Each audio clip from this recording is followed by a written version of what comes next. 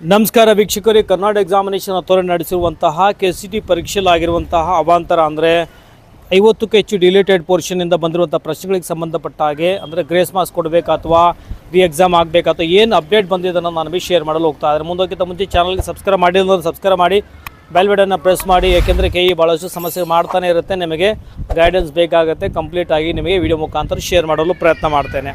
Video maximum ನನಗೆ share ಮಾಡೋದನ್ನ ಮರಿಬೇಡಿ.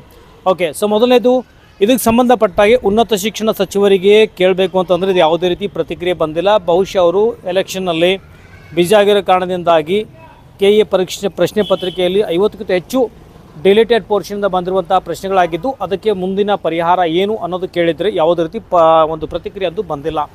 ಆಮೇಲೆ KE ಡೈರೆಕ್ಟರ್ ಬಗ್ಗೆ ಹೇಳಬೇಕು ಅಂತಂದರೆ KE ಮೇನ್ ಗೇಟ್ ಲಾಕ್ ಆಗಿದ್ದು 30ಕ್ಕೂ ಹೆಚ್ಚು ಪೊಲೀಸರು ಅಲ್ಲಿ ಬಿಗಿ ಬಂದೋಬಸ್ತು ಮಾಡಲಾಗಿದ್ದು ಯಾವುದೇ ಮಾಧ್ಯಮದರು ಒಳಗೆ ಹೋಗಂಗಿರೋದಿಲ್ಲ, ಪ್ರಶ್ನೆನ ಕೇಳೋ ಹಂಗಿರೋದಿಲ್ಲ. ಸೊ ಹಾಗಾಗಿ KE ಡೈರೆಕ್ಟರ್ನಿಂದ ಇದಕ್ಕೆ ಸಂಬಂಧಪಟ್ಟಾಗಿ ಯಾವುದೇ ರೀತಿ ಮಾಹಿತಿ ಬಂದಿಲ್ಲ.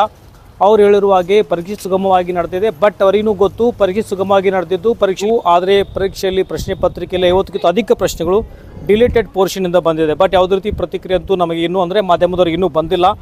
ಸೊ ಏನಿದೆ, ನನ್ನ ಅನಿಸೋ ಮಟ್ಟಿಗೆ 24ನೇ ತಾರೀಕು ಆದ ನಂತರ ಇದಕ್ಕೆ ಸಂಬಂಧಪಟ್ಟ ಹಾಗೆ ಮೀಟಿಂಗ್ ಮಾಡಿ ಒಂದು ಸೂಕ್ತವಾಗಿರುವಂಥ ನಿರ್ಧಾರ ತೆಗೆದುಕೊಳ್ತಾರೆ ಅಂತ ಅನ್ನೋ ನಂಬಿಕೆ ಹಿಂಗೂ ಕಂಟಿನ್ಯೂ ಇದೆ. ನನಗೂ ಇದೆ, ಎಲ್ಲ ಮಕ್ಕಳಿಗೂ ಇದೆ, ಇವನ್ ಮಾಧ್ಯಮದವರಿಗೂ ಸೇಮ್ ಇದೆ. ABVPಲಿಂದ ಅಲ್ಲಿ ಆಲ್ರೆಡಿ ಸ್ಟ್ರೈಕ್ ನಡೀತಾ ಇದೆ.